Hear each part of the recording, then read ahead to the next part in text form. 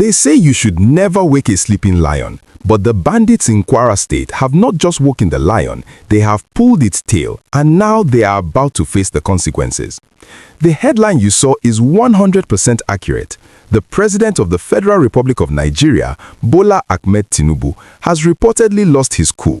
The reports coming out of Aso Rock suggest that the commander-in-chief is absolutely furious, and he has given a direct order that is currently shaking the forests of Kaiama to their very roots. Bandits afraid, Tinubu angry, deploys a battalion of soldiers to wipe out bandits in Kwara State. We are breaking this down today, Friday, February 6, 2026, because the security architecture of the North Central has just changed overnight. Following the horrific massacre in Woro and Nuku communities earlier this week, where we lost over 160 innocent souls, President Tinubu has launched Operation Savannah Shield. This is not a drill. This is not a police investigation. This is a full-scale military deployment of a complete army battalion with one singular mandate: flush them out, wipe them out. We need to talk about why the bandits are reportedly in a state of panic. You see, for years, these criminal elements, now linked to a fanatical group called Mamuda and the Lakurava faction, have used the vast Kainji National Park as their playground. They thought they were untouchable because the terrain is difficult and the borders between Niger State and Kwara State are porous. They thought they could slaughter villagers in Woro for refusing their indoctrination and get away with it. But they miscalculated. President Tinubu's anger stems from the sheer brutality of the attack.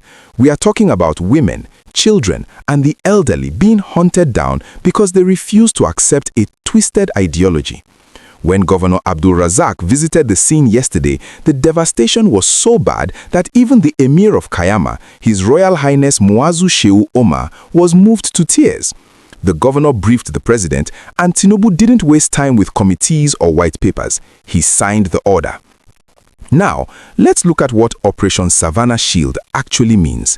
A battalion is not 5 or 10 soldiers. We are talking about hundreds of combat-ready troops backed by heavy artillery and likely air support from the Super Tucano jets. Sources on the ground in Ilorin and Kaiama are already reporting the movement of heavy trucks and personnel heading towards the border axis. The mandate is clear: checkmate the barbaric terrorists. The president called them heartless for attacking soft targets, and he has effectively given the military the green light to take the gloves off. I have to ask you, the viewer, because this is a major escalation. Do you think this military force will finally end the banditry in Kwara, or will the bandits just run into Niger State and hide until the soldiers leave? I really want to know your strategy if you were the commander. Drop your thoughts in the comment section below. And please, if you want to keep getting these updates on the war against terror in real time, do me a huge favor and click that like button right now. It helps us push this news to more Nigerians. And if you are not subscribed yet, hit the subscribe button and turn on the notification bell so you don't miss the next update. Welcome back. Let's discuss the panic mentioned in the headline. Intelligence reports suggest that the bandits are rattled. Why? Because unlike local vigilantes or overstretched police units, an army battalion doesn't negotiate. They don't do amnesty, they clear territory. The village head of Woro, Umar Bio Salihu, revealed that his people were slaughtered for 10 hours before help came. That delay is what angered the president. Now, with a battalion stationed there, that response time drops to 0. The bandits know that Operation Savannah Shield is designed to pin them down.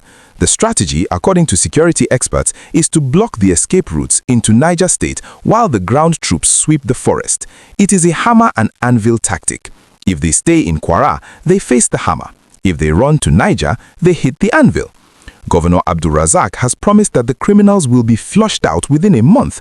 That is a bold timeline. But with the president breathing down the necks of the service chiefs, failure is not an option. The president has also ordered urgent humanitarian relief for the displaced families, acknowledging that military force alone isn't enough. We need to feed the survivors who ran into the bush. This is a turning point. For the first time in a long time, the federal government is treating Kwara State as a frontline in the war on terror. The days of treating these killers with gloves are over. The president's message is loud and clear. You cannot kill 170 Nigerians and expect to sleep peacefully in the forest. We will be tracking the progress of Operation Savannah Shield. We will bring you the reports from the front lines as the soldiers engage these criminals.